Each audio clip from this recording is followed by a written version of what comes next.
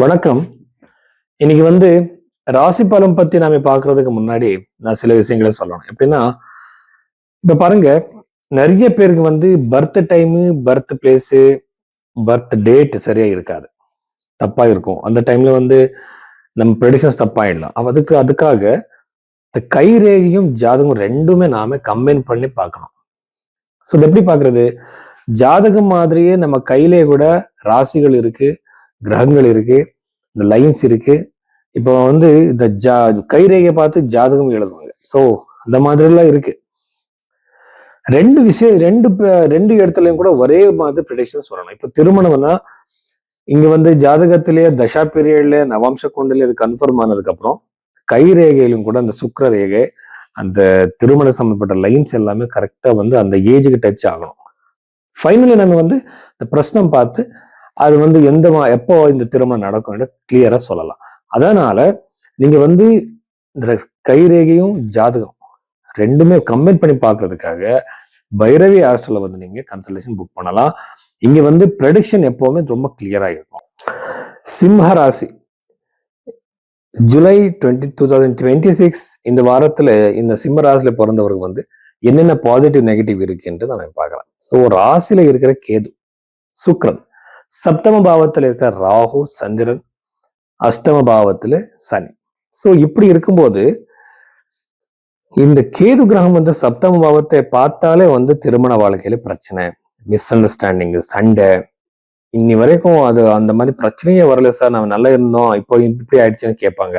அந்த மாதிரி பிரச்சனைகள் எல்லாமே இந்த கேது கிரகம் கொடுக்கும்.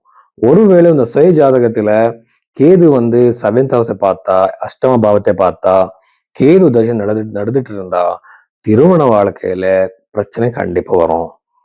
அது யாராலையும் தடுக்க முடியாது. அப்படின்னு என்ன பண்ணணும்? பகவத்கீதையில இதுதான் சொல்லியிருக்கு. எப்படின்னா, அவுட் சைடான ஒரு ஈவெண்ட்ஸ் நம்ம கண்ட்ரோல் பண்ண முடியாது. நம்ம அதுக்கு கொடுக்கிற ஒரு ரெஸ்பான்ஸ், அந்த ரெஸ்பான்ஸை நம்ம கண்டிப்பா நம்மளால கண்ட்ரோல் பண்ண முடியும். ஸ்டிமுலஸ் அண்ட் ரெஸ்பான்ஸ்ன்னு சொல்லுவாங்க. ஸோ அப்படி கண்ட்ரோல் பண்ணிக்கோங்க. எதுவும் எல்லாமே நம்ம சேஞ்ச் பண்ண முடியாது. அதுக்கு நம்ம கொடுக்குற ஒரு வேல்யூவை, ஒரு பர்செப்ஷனை சேஞ்ச் பண்ணிக்கோங்க. ஸோ அது இம்பார்ட்டன்ட் நமக்கு. ஸோ அப்படி இருக்கும்போது திருமண வாழ்க்கையில பிரச்சனை வரும்போது பர்சனலை எடுத்துக்காம அந்த சிச்சுவேஷனே மேலே போயிட்டு பாருங்க. யாரோட தப்பு, யார் தப்பு செஞ்சாங்க, அதுக்கு என்ன பண்ணணும், இப்படி யோசிச்சு சரி பண்ணிக்கோங்க. நீங்க டைரக்டா எமோஷனலானா இந்த பிரச்சனை சரியாகாது. அதுக்கப்புறம் தசம பாவத்தை நம்ம பார்த்தா அங்க இருக்கிற செவ்வாய்னால கண்டிப்பா நீங்க வேலை செய்யற இடத்துல சண்டைகள் கண்டிப்பா நடக்கும். ஆனா ப்ரோக்ரஸ் இருக்கும், சக்சஸ் இருக்கும். வேலையில நீங்க நல்ல நேம் வரும் உங்களுக்கு. ப்ராப்பர்ட்டி வாங்குற யோகம் அதிகமாவே இருக்கு சிம்மராசில பிறந்தவருக்கு. ஏன்னா செவ்வாய் சதுர்த்த பாவத்தை பார்க்கும்போது யூஸ்வலா ப்ராப்பர்ட்டி, லேண்ட், கட்டியிருக்கிற வீடு நீங்க கண்டிப்பா வாங்குவீங்க. ஸ்டூடெண்ட்ஸ்களுக்கு ரொம்ப நல்லது.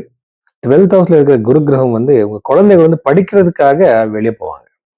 இல்லைன்னா சில பேர் நாலேஜ் தேடி ரொம்ப வெளியே தூரம் போற சான்ஸ் அதிகமா இருக்கு. இல்ல புது கோர்ஸ் ஸ்டார்ட் பண்ணுவாங்க. இந்த சிம்மராசில பிறந்தவருக்கு புது பிசினஸ் ஆரம்பிக்கிற சான்சஸ் இருக்கு. கடன் பிரச்சனை வெளியே வர்றதுக்கு வாய்ப்பு அதிகமா இருக்கு. இதுக்கு ஃபைனான்சியலா ரொம்ப நல்லாவே இருக்கு. ஆனா இன்வெஸ்ட்மெண்ட் பண்ணாதீங்க, புது பிசினஸ் ஸ்டார்ட் பண்ணாதீங்க, லாஸ் ஆகிற சான்சஸ் இருக்கு. இன்னும் கொஞ்சம் நாள் இது புதன் டிரான்சிட் ஆகட்டும். கோச்சாரத்துல புதன் சிம்மத்துக்கு வந்ததுக்கு அப்புறம் கண்டிப்பா நீங்க புது பிசினஸை ஆரம்பிக்கலாம். ஸோ இவ்வளவு விஷயங்கள் சிம்ம ராசியில பிறந்தவருக்கு.